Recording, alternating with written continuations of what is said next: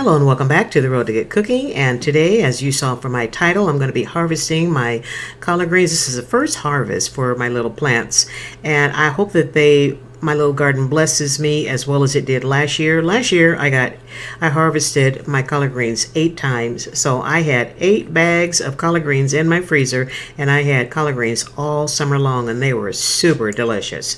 I'm glad you all stopped by today. We all need some time, some downtime. And I find working in my garden gives me the greatest joy, and it keeps me relaxed and it keeps me calm. And these days, we have to stay calm. And this message is for my seniors. My little garden is blessing me with collard greens and Swiss chard and carrots and garlic, kale, and I'm getting ready to plant the slips for my sweet potato plants. And I don't have a whole lot of space. My patio is 7 by 5, and I'm able to grow all those veggies, and I'm just loving it. Oh, and I grew some green onions. I already clipped those and dehydrated them, and I had cilantro out here, by the way. And I kept clipping that one, clipping and clipping and clipping, and you saw the amount of cilantro that I was able to grow, and I clipped it and I dehydrated it every time I clipped it. And you saw that from my last video when I was dehydrating my egg powder and the eggshells, and I think I showed you the amount of cilantro that I had collected in that video. So no excuses. Don't say, well, I don't have any room. I don't have any room either, but I'm making it work. And I do miss sitting out on my patio and cooking out there like I used to, but you know what? Now I'm on a different plan here, and if I can fill up my garden with organic vegetables that Sophie and I can enjoy, and with everything that's going on in the stores and the product chain, some of that produce looks pretty gnarly, and I'm so glad that I'm able to grow what I like to eat on my little 7 by 5 patio. Anyway, I'm going to stop talking. I'm going to put on some nice soft music for you guys to enjoy. Turn the TV off, put your feet up, and just relax and watch me work like you always do.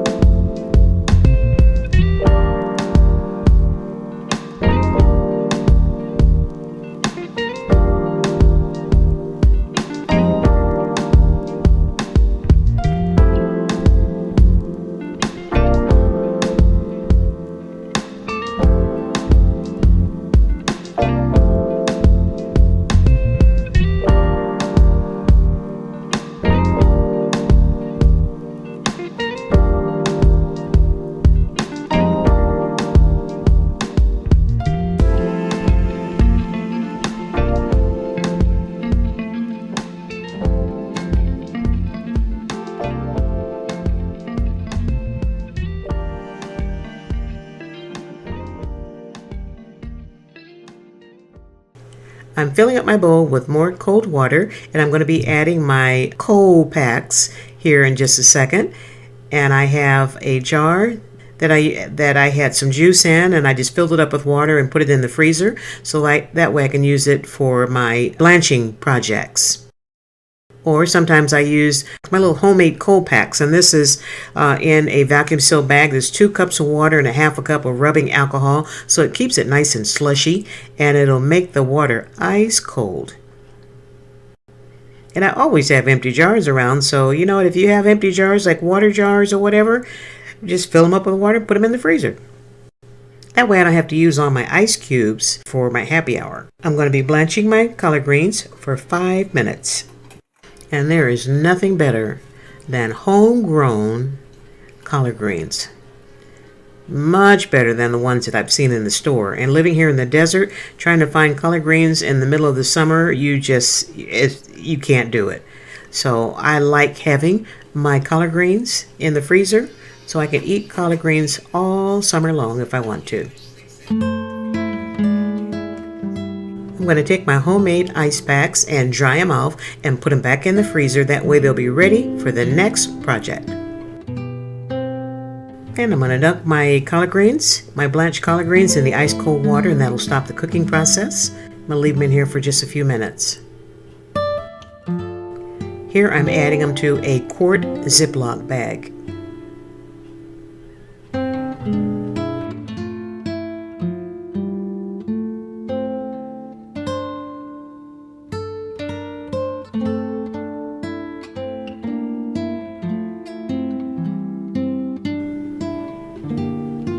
And here I'm using a slotted spoon so I can get the rest of them out of this ice cold water.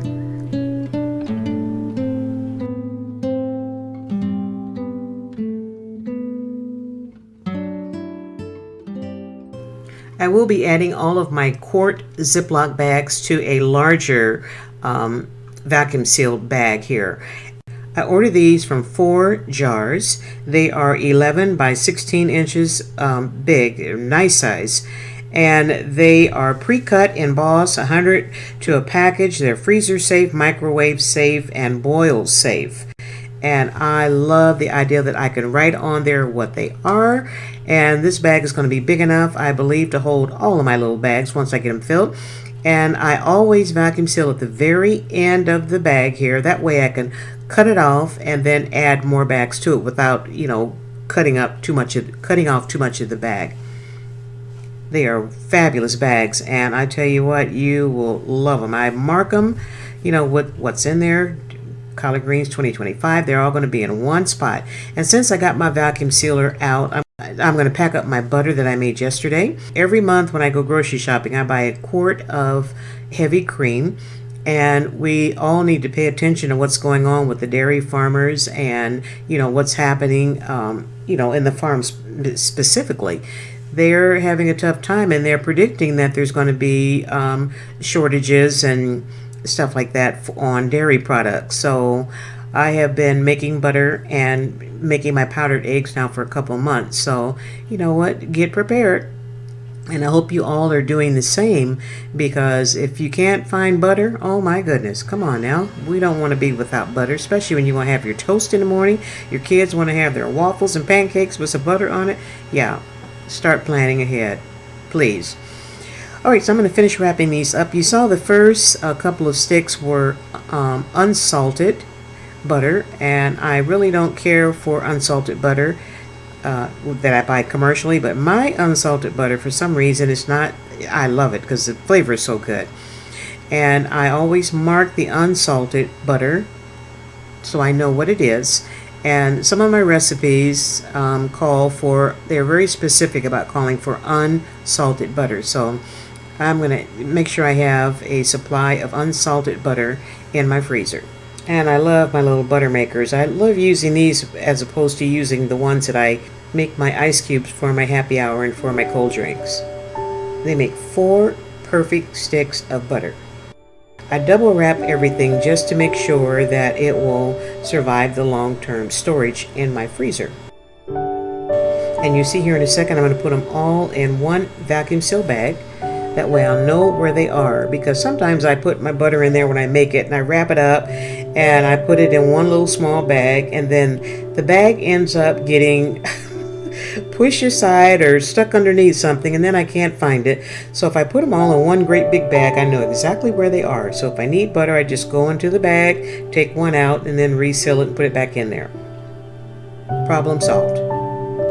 And if you're new to my channel, welcome. Thank you so much for stopping by and spending a few minutes of your time with me today.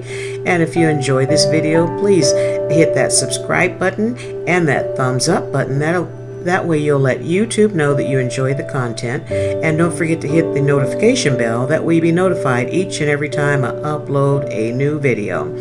And I hope you all are finding a project to keep yourself calm and stress-free. We are in a very stressful season, and know that God is still in control and everything happens for a reason, and we just have to stay in faith and know that things are going to be okay on the other end. It's going to be a bumpy ride, guys, but you know what, we'll get through it like we do with everything else. So just stay in faith, keep God first, and stay healthy. Be blessed, keep on cooking, and I'll see you again soon.